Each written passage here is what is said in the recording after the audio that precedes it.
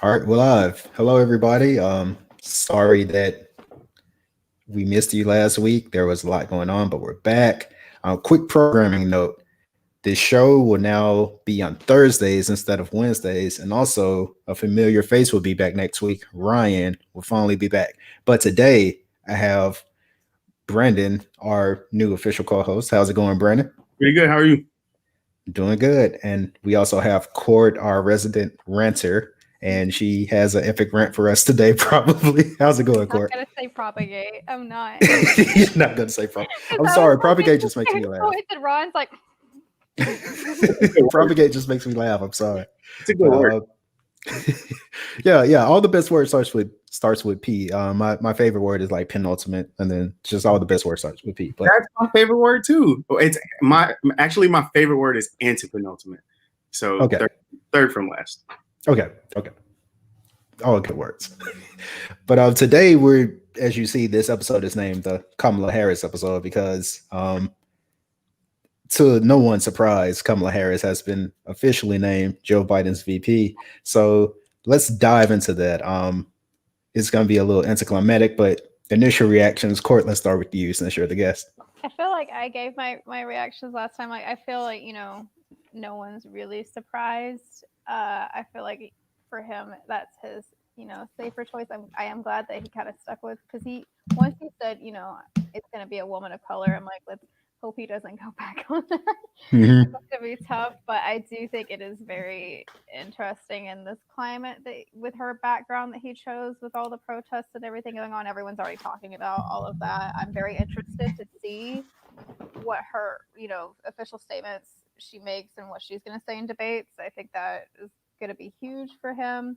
But I mean, I had people I thought would have been better, but I mean, it also could have been worse. It's at least, my biggest thing is, she's younger. She's Mm-hmm. not this old white person, which I think has jaded a lot of people. But I am just interested to see what she's gonna say, because she's kind of been quiet about a Mm-hmm. lot of those things, but she's gonna get to the point where she's not. But I mean, I'm not, my thing is not. I'm not surprised, and I said most of my takes on her being the VP when it was leaked.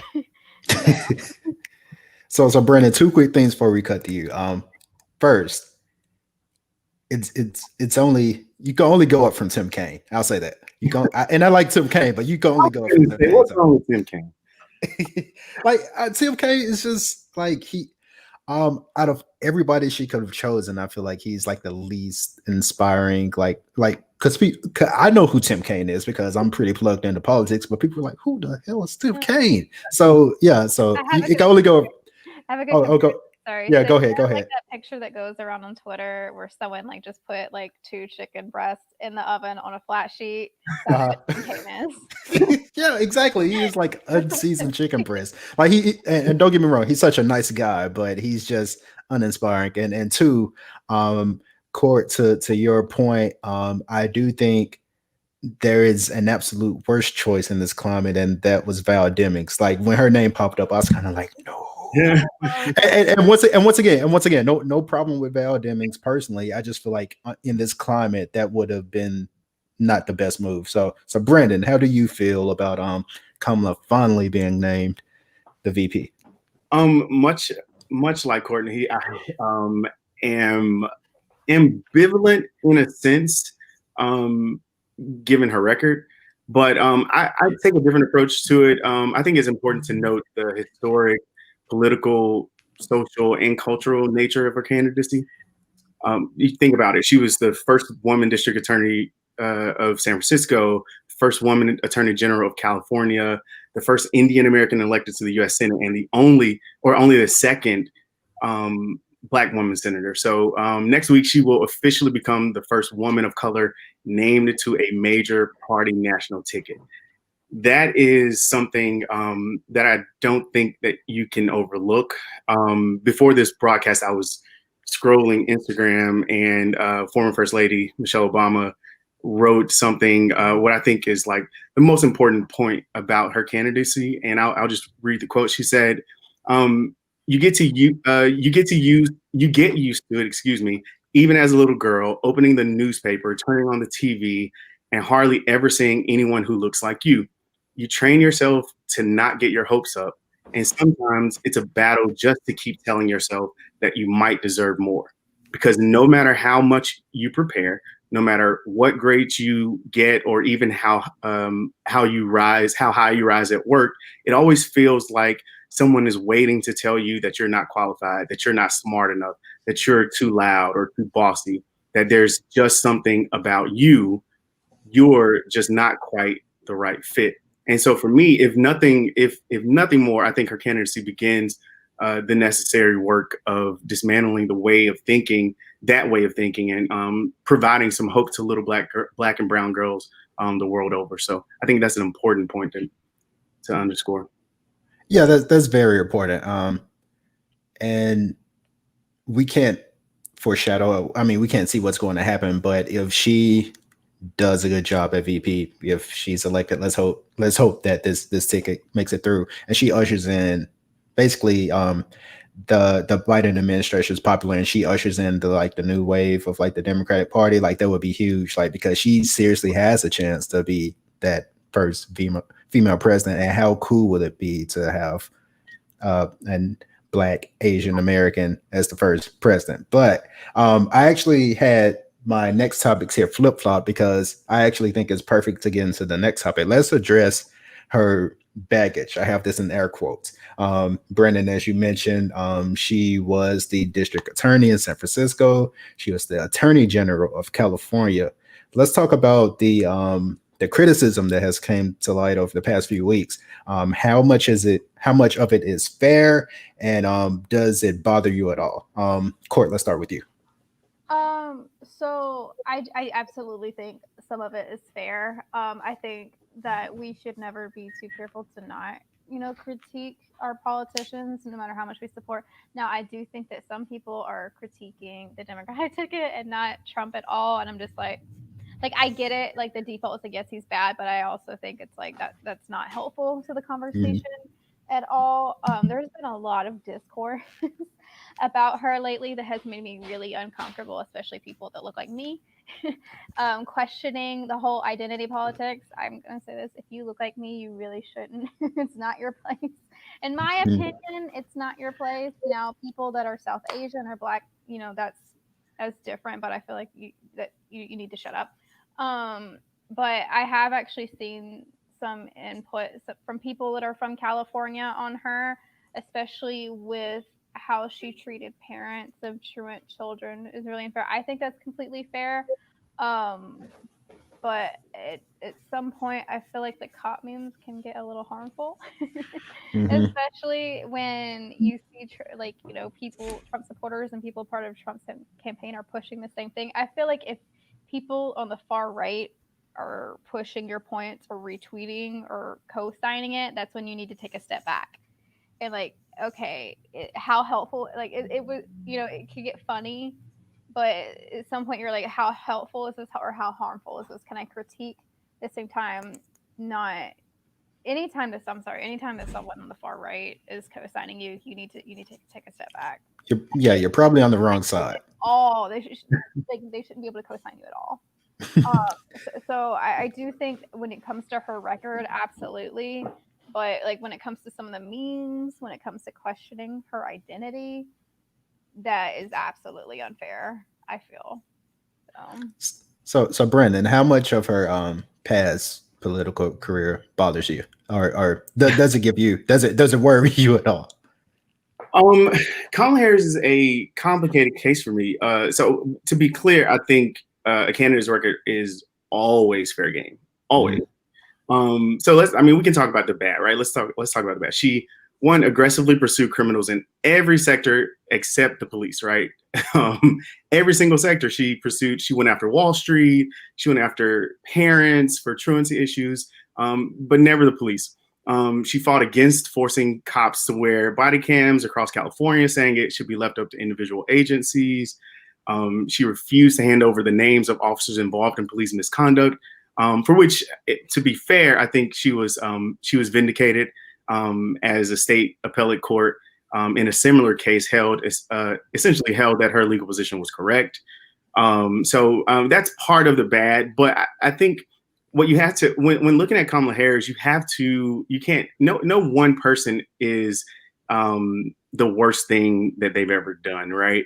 And so I think she's done some good stuff too. As DA, she refused to enforce the death penalty, and even in a under immense pressure to punish a man charged with killing an undercover cop.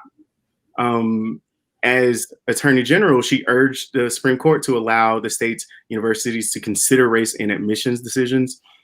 She made every state trooper in California undergo bias training. She created a program that offered job training for first-time drug offenders. And in the Senate, let's talk about her Senate record. She pressured the FBI on white supremacist extremism. She ate Brett Kavanaugh's lunch during that hearing. She introduced the bill to make lynching a federal hate crime, and her first bill as senator was on bail reform. So, to say the least, she has a complicated history, sure, but it's no more complicated than any of her male counterparts who've ever run for office, right? I think part of the criticism you see is part sexism, part racism in some instances, but when I look at her record, you can see a clear line of improvement in that she's learned from her past. Now that doesn't mean that we should trust her, right? I think that means that we just need to hold her feet to the fire when she is elected, period. And I think that's for any candidate. I don't think we should have these purity tests like you see most people on Twitter and elsewhere talking about. Yes, talk about her record, hold her accountable, but I think it's time to be practical about this thing because the alternative, I can assure you, is dramatically worse. Dramatically worse. Also, I hate when you guys steal my points, but here we go. So I think what we need to do is, for some reason, when we're looking at political records, people like to go further, although we as human beings are like by nature or what have you done for me lately people, but for some reason we like to look at what they did back then. So let's look at Senator Kamala Harris. She's been amazing. Like there's nothing I can say, like she was one of the most vocal voices about coronavirus aid. Like if we would have adopted her plan, I mean, who knows where we would be right now. She has been on the forefront of fighting for LGBTQ rights. She has come down hard on sex offenders. So yeah, I think we need to look at Senator Kamala Harris because I do think there has been some growth over her political career. And considering that all these politicians are just human beings anyway, that's what I look for. I look for like, okay, how far along can you come? I mean, you're going to make mistakes because I mean everyone makes mistakes, but I want to see some progress, and I've seen a lot of progress from Kamala. If she would have ended up being a Democratic nominee, I would have been cool with that. I mean, she wasn't my first, second, or third choice, but I would have been cool with that given what she did in the Senate. So yeah, I do think we need to look at Senator Kamala Harris and what she's done in the Senate. Also, back to the criticism. I posted this when it was announced. I was like, we need to be careful with the memes and the jokes because they might be jokes to you, but somebody else may co-sign that or somebody else may be influenced by that. I mean, we like to believe that we're not propagandized, like you say, court by anything, but sometimes we can be. So be careful with the memes, but all criticism is fair. Like she did it. This is a part of her career. This is a part of her story. So yeah, be critical of that. But let's be careful when saying, I'm going to sit out of this because of what she's done in the past. Speaking of stupid criticism, Trump thinks Kamala is a very, very mean woman. It's already starting. Court, shed some light on this, and here you go. I'm gonna clear the lane out. This is on you.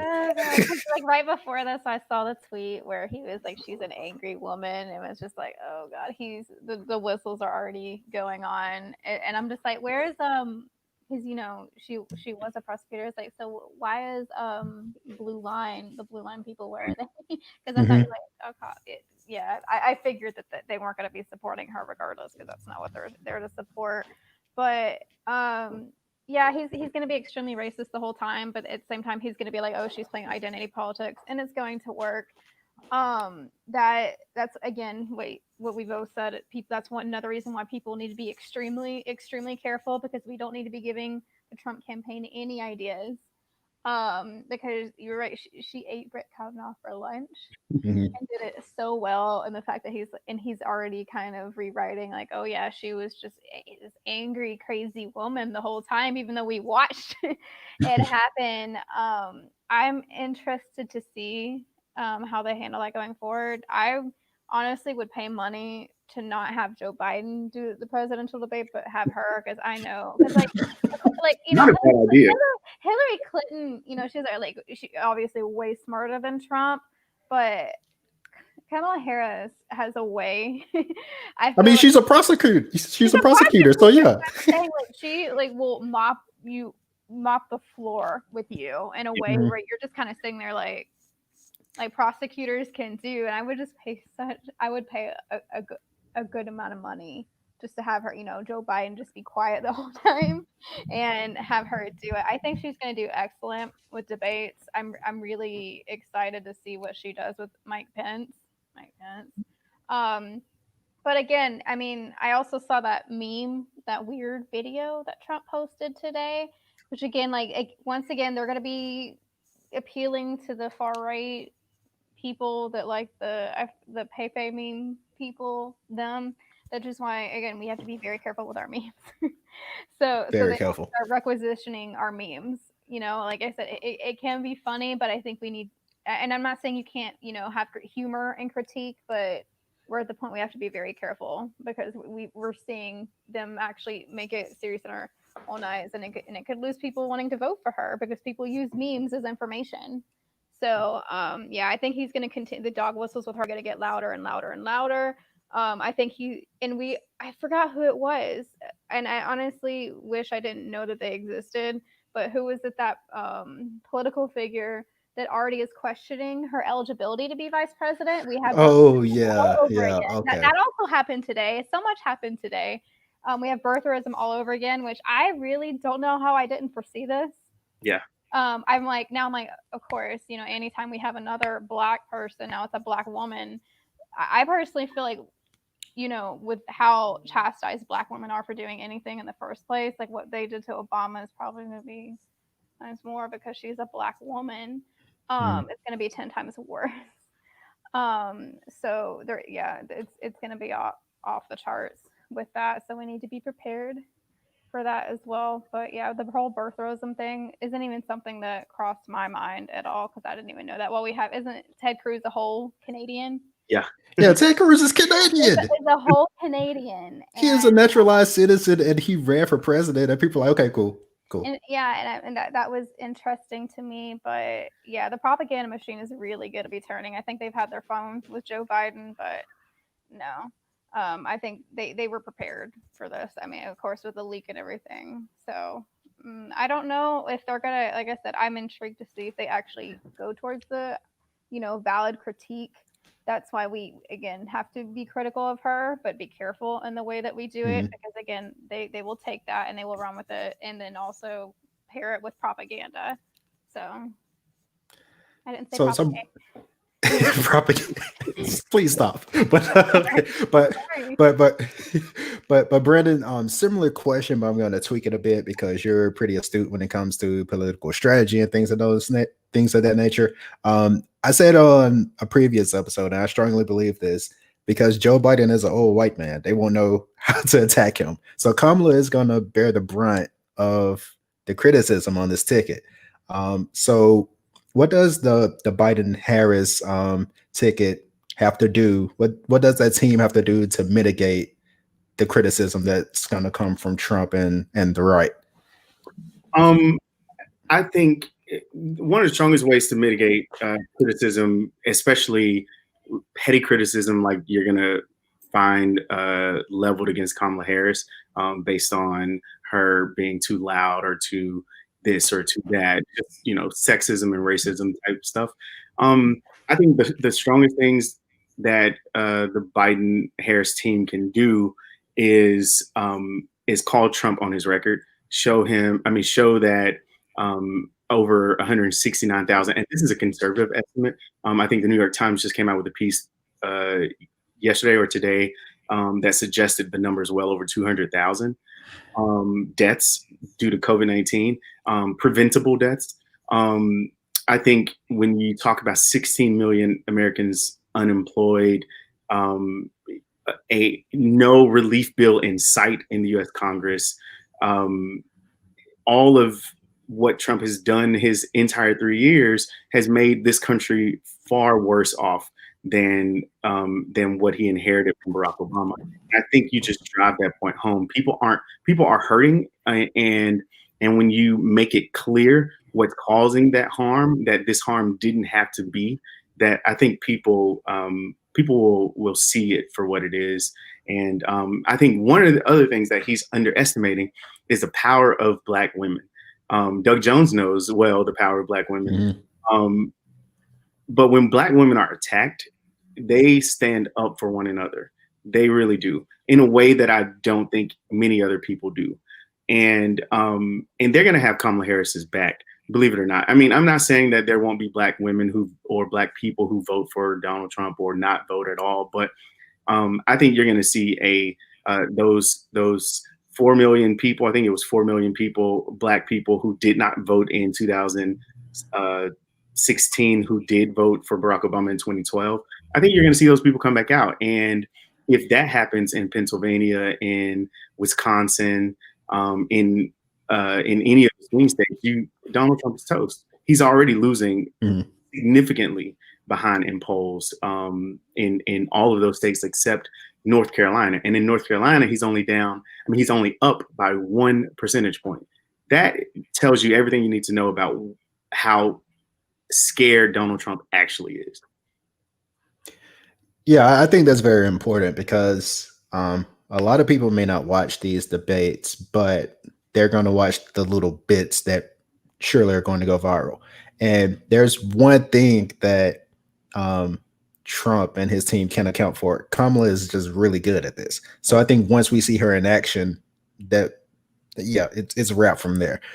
So I'm confident that as we see her step into this role as the possible VP, people are going to be like, okay, I can get behind this. It was so go ahead, Brendan. Oh, no, I was just going to say, for whatever you think about Kamala Harris, it was a solid choice from Joe Biden. I don't think it was in a traditional political sense, it was a safe choice, just given the rest of the field. But anytime you put a woman on the ticket, we've seen that that's not a safe choice for a lot of Americans, unfortunately, particularly a Black woman. And so I don't think there's anything really safe about this choice. It was very bold. I think I think it was the only one for him. I think he felt comfortable with her and was looking. I heard a commentator say Biden was looking for his Biden in the same way that Obama was looking for his, found his Biden in Joe Biden. And because I think Joe Biden was a fantastic vice president, and so he knows the job, he knows what to look for in the person that he wants to help him lead the country, and so I think he made a fantastic choice. Yeah, I agree. Once again, I'm still team Timmy Duckworth, but I will for Kamala. So the last topic, I'm saving it for last because I feel like it needs to be addressed, and I understand why it's still coming up today, but I feel like all context is being stripped. Let's talk about the 1994 crime bill, but let's address it by its real name. I want to make sure I get this right. So the Violent Crime Control and Law Enforcement Act. That's a mouthful. Okay, so I think this needs some context, and I'm going to go on a tangent here, so bear with me. If you've watched Donnie Darko, then you know Michael Dukakis is the worst Democratic, well, actually the worst presidential candidate in probably history. So let's just throw that out there. The Democrats were getting slammed for being soft on crime, particularly Bill Clinton, who had a brother who was in some legal trouble. People were saying like, okay, what are you going to do about crime? So when he was elected, he beat Bush because he was like, I'm going to be tough on crime. And when he was elected, Joe Biden authored the crime bill. And to add context to this, I actually looked this up and I was astounded because I don't like, it's rare that this happens, but in the Senate, 94 yeas, 4 nays, and 1 person didn't vote. That doesn't happen. So this was extremely popular. So let's not forget that the crime bill was extremely popular. Things that were in the crime bill that still look good today. There are not many, by the way. The assault rifle ban that expired in 2004 was never renewed. Here we are. The Violence Against Women Act, Sexually Violent Offenders Registration Act, and also I forgot what it's called, but the DMV Act, where you basically can dox people by getting their info from driver's license. But let's talk about all the bad things. And I mean, that's an entire episode, but the Federal Death Penalty Act, 3 strikes, elimination of higher ed for inmates, and boot camps for juvenile delinquents. This thing is going to be tied to Joe Biden forever. And with Kamala Harris and Attorney General on his ticket, I feel like we have to talk about it. So, who wants to go first? Basically, my question is, A, do you think Joe Biden has done enough to separate himself from the crime bill? And B, just send a message to all the people that this may turn away. Court, you could go first. All right. So I guess it's kind of similar with what I think. I think it's going to stay with him forever. I do, especially in today's climate when a lot of it's getting brought back up, especially, documentaries on Netflix, revisiting it and just the impact of it. And we're seeing a lot of that. People are a lot more aware. I guess, people that look like me especially are a lot more aware. Mm-hmm. So I think, like how I feel like Kamala Harris is they're both gonna have to kind of like acknowledge the harm. I think that's the best thing that they can do is like, yes. And they can, and I think the smartest thing, and that you brought that up, if he can provide the context at the time as well, and just like, I acknowledge this, I acknowledge the harm that it's done. And then if they could kind of, vocalize a plan to kind of, what's the word I'm looking for, help repair that harm, I think that's going to be one of the only ways he can gain trust of people that are most apprehensive about that. I think there's no ifs, ands, or buts about that. He's going to have to acknowledge it, have to acknowledge his role and say, I know this is going to stay with me forever, but this is what I can do if you vote for me. And I understand if you don't trust me. And I think same thing for her. Like, you're going to have to have a plan out, vocalize that plan to repair that and acknowledge the damage that it's done, which I think would be pretty unprecedented because not a lot of people have. They'll just flop but never kind of acknowledge their record. But I feel that if you acknowledge it, yes, I did this as harm. However, as time has passed and with the current climate, I'm now coming to a greater understanding that I probably was out of touch with before. I think that's going to be the only way that they're going to be able to gain trust of some people is to do all those things. They're going to have to, pretty much. So, Brennan, weigh in on what's your thoughts and feelings on it. I mean, I think y'all pretty much summed up everything that I was thinking about it. It's important, I think, to understand, like you said, it was wildly popular. Not just so you identified the vote threshold in the Senate, right? But if you think about how strongly Americans were in favor of this bill, you had most of the Black community, including pastors and including all types of organizations who represent Black people lobbying for this bill. And so I don't think that can be swept under the rug. I think it's important that we acknowledge that as well. But this whole issue for me, and I think I said this back in a previous episode, but it reminds me of what I said about the incomparable Angela Davis. what she really said about Joe Biden a few weeks back. And she said this election will be about, quote, choosing a candidate who can be most effectively pressured into allowing more space for the evolving anti-racist movement. And so for me, this isn't about a purity test, whether Joe Biden was wrong in the crimes bill. I think he knows he was wrong. He does, like Courtney was saying, he needs to acknowledge that. He needs to outline a plan to fix that, to repair that harm. But it would behoove us to not look at this election as Joe Biden.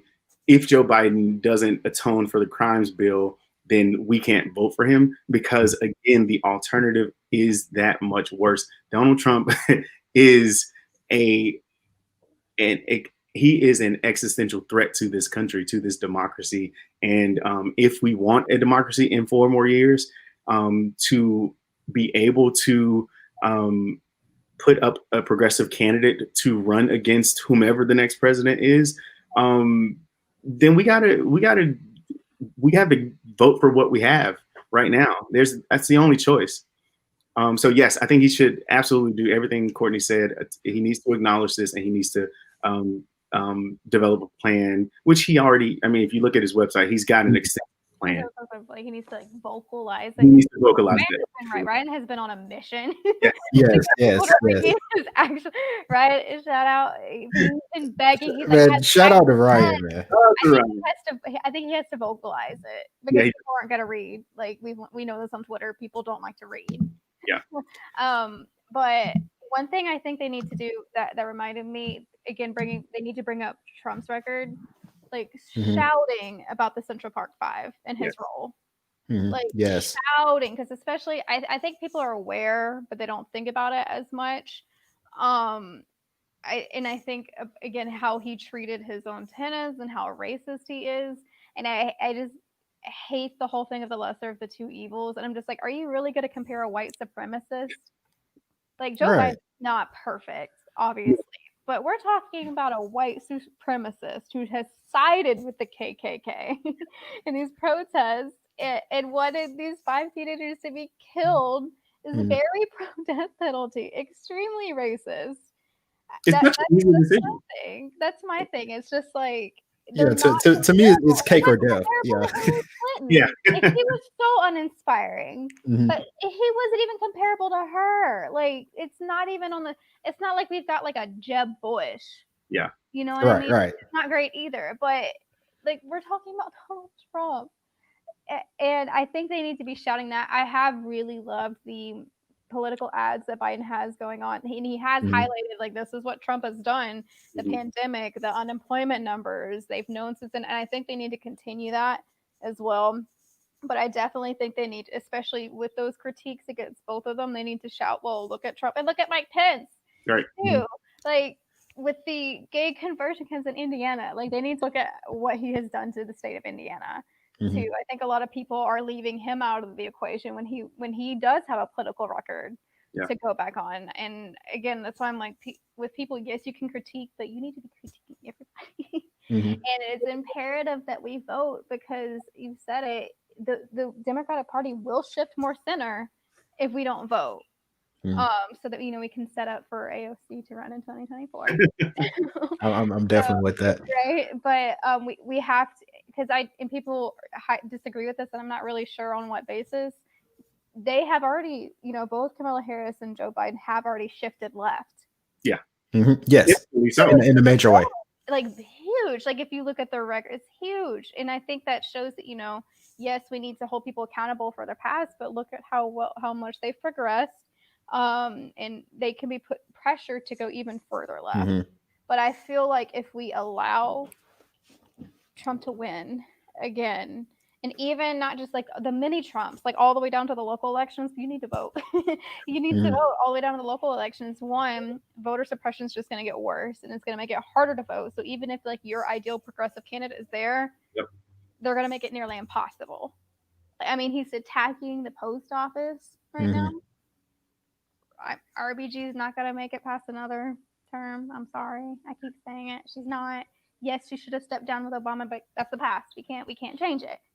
But I think people, again, I'm gonna say it, people are, I think, are a little bit out of touch about and like, well, it's not going to change anything, and I think that's a slap in the face to the people in rural areas, to mostly Black people, minorities, women.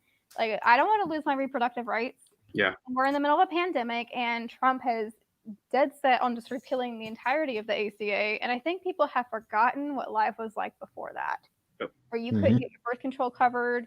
Guess what? You're pregnant, can't get insurance. You have any kind of thing, you can't get insurance. I think people have forgotten, like, the ACA is way better. We want Medicare for all. However, did you forget what it was like before that? Right. And I think people are losing sight. And marriage equality, probably going to be gone too. I think it's multiple lifetimes of damage can and will be done if Trump wins. And I think that both Joe Biden and Kamala Harris need to also vocalize that. Think about the implications of another 4 years of Trump. Yeah. And in my opinion, if we allow Trump to win again, then who's to say that then that's it? Oh, that's it for all the far right people. There's never going to be any more. Are you kidding me? Yeah. Or, like a QAnon candidate just won in Georgia and is a representative. Like things are going to continue to get more and more further apart, and I think people are going to have to get used to that. It's going to happen. So I think that you just need to hold your nose, and it's going to be easier to hold Joe Biden and Kamala Harris accountable than it is Trump. It's just, sorry, it's another rant. It just makes me upset. No, like I said, I still, I consider myself radical leftist. I do, and it's just I say mostly white people. Like, well, I'm not gonna, and you're in a blue state, and I'm like, well, I'm not gonna vote. It's not gonna have a difference. I'm just like, you know what? I'm sorry. Fuck you. I'm just like, I'm sorry. You have to think about more people, and that's it. As leftist as you can be, you're still being an individualist. Right. You're not thinking about everybody as a whole. You're not thinking about Black people. You're not thinking about women. You're not thinking about trans people or LGBTQIA people. Everyone that's going to be so harmed by this. Like, yeah, you hate the crime bill. It's going to get worse. Yeah. Imagine it's going to get 10 times worse. Like, he supports the KKK. I'm going to stop. Sorry. So to take us home. I mute myself. To take us home, like a few weeks ago, like, don't forget this. Trump was threatening to send his federal agents to Chicago, Detroit, and other cities. Like, the crime bill is terrible, but let's not forget that this man is threatening citizens on our streets. So let's not forget that. Like, federal agents, yes. It's fascism. Also, it's fascism. Like, totally. And this is another to go back to how I think Biden can address this. The funniest, like, most Joe Biden clip is when he visited the plant, and I forgot where, but the guy was like, "Why do you want to take my guns away?" And then Biden was like, "You dog-faced liar! I don't want to take your gun away. I want to take your." He was like, "You don't need an assault rifle. Why do you need an assault rifle?" Okay, so basically, my rant is about to be entitled, "What does Joe Biden believe in?" We know that he, like, and we could go back to the crime bill. Like, he has always been against assault rifles. We know that. One of the last executive orders that Obama signed was to create a plan that private prisons had to phase out. If Joe Biden can carry that on, that'd be great.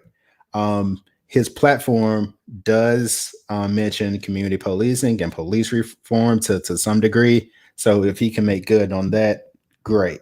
So Joe Biden, so far, surprisingly, I keep saying this every time because I was expecting just a milquetoast like platform and campaign from Joe Biden, but it's been leaked that he's been working with Elizabeth Warren behind the scenes and Bernie Sanders behind the scenes. So this is a progressive platform. So just hear the man out. That's all I ask. Go ahead, Courtney. I really did mute myself. Oh, and I do say this as someone who is a staunch supporter of Bernie Sanders. People were totally fine with supporting, all aboard. He voted for the crime bill too. Yes, he did. He did. But he voted for it, yes, and people were totally fine with him. Right.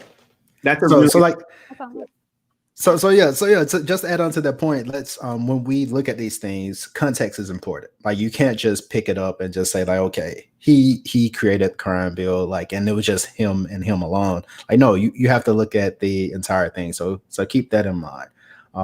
Also, I forgot my other point, but that transitions into something else I want to show everybody. On our website, we have added a tab entitled Election 2020. So if you go to thekidswearcrowns.com, click on Election 2020, scroll down, we have a nice ticker here for your convenience. So let's say, oh, I live in Alabama. I don't know if I'm registered. You could click right there to find out your registration status. You could register. Well, you could find out how to register to vote here. You can find your polling place. And we've also created a toolkit. Let me share that screen. Give me just 1 second. And while you're looking, can I just share this very quickly? Yeah, go ahead. We have to be kind of smart and mindful, and we kind of have to, think of counter things to do. Post office is being attacked. So if you're going to be voting by ballot, like I plan to do, you need to be submitting that as soon as possible. As soon as possible. You need Yes. to be submitting. Do not wait. The day that you get your ballot, you need to submit it. Yep. That's what people have been saying. The second that you get it, the second you're able to send that right back. Drop it off at your post office. Don't drop it off there. Don't wait, because they're going to pull out everything to suppress this vote. Because Donald Trump is terrified, and we already see it being set up that he's going to try to claim that it's rigged. So we need to be prepared for that. And also, you need to be willing to help other people who don't have as much access to vote as you do, instead of just telling them to vote. So yeah, while compiling this toolkit, the basically my main purpose was to take all of this information that is basically just completely like loaded with just legal stuff, and to boil it down into something that you could easily read and share. So we have the election toolkit. Feel free to download those and also share them as you see fit. Also, Ryan and I, we discussed this today. What we're going to do, we're going to build a toolkit for Joe Biden's campaign. We're also going to make a comparison as to where Trump stands on these issues. So if you truly believe this is the lesser of two evils, you will have a chart that compares where they stand on both issues. And what's great about this, well, I shouldn't say what's great about this, but you can see what Trump has already done, and you can see what Joe wants to do to remedy that. So just keep those things in mind. But yeah, that's all I got for today. I hope these conversations can continue leading up to the election, because they need to happen. I want everyone to realize everything that's at stake right now. So if you're watching, thank you. If you enjoy watching this, then tell somebody else about it so they can watch it. All of these videos are archived on YouTube. You could go back to them later. Although we go live, you can still go back to them later. So, Court, Brennan, any final words? If you know anyone that's actually on the fence about this, I think it'd be a good idea to share. Because my opinions on this too. But I think having people hear actual opinions and voices about how much is at stake, share videos, do your best to try to help educate people. But yeah, share it with friends or family that are like, I don't know if I'm gonna vote. Everyone made good points. Agreed. Vote. Follow me on Twitter and Instagram at BLPickett06. Is that one or two T's, Brandon? 2 T's. Yeah. 2 T's. Okay. BLPickett06. And then follow Court if you want to for Pokemon memes. All the time. And just me yelling at people. Just yelling at people. Yeah. At Court Liz Camp. That's all it is. It's just videos of me yelling at people with Pokemon memes. The only assault rifle I support is the Pikachu holding assault rifle meme. But yeah, that's all we have for today, folks. Join us again next Thursday, possibly the same time, roughly the same time. Depends on Ryan. Ryan has 17 kids, so whenever he figures that out. But no, seriously, join us next week. Ryan will be back. It's going to be great. Until next week, goodbye.